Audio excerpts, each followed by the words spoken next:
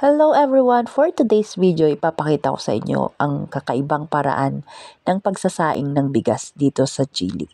So ayan, yung kasirola, may mantika yan, di ko na naipakita.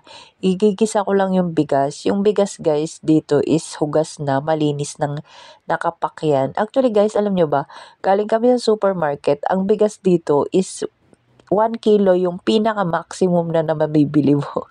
So, hindi kasi sila mabigas dito. Alam nyo na, tayo lang namang Pinoy ang mabigas, makanin, ganun.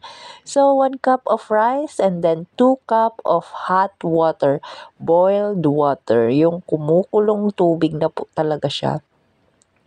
So, ayan, 2 cup ng mainit na tubig. And then, stir mo lang siya. And then, kumuha ko ng asin dyan. So, sprinkle mo siya ng konting asin for taste. Tapos, 10 minutes mo lang siyang papakaluan. And then, charan! Luto na! Thank you for watching! Ciao!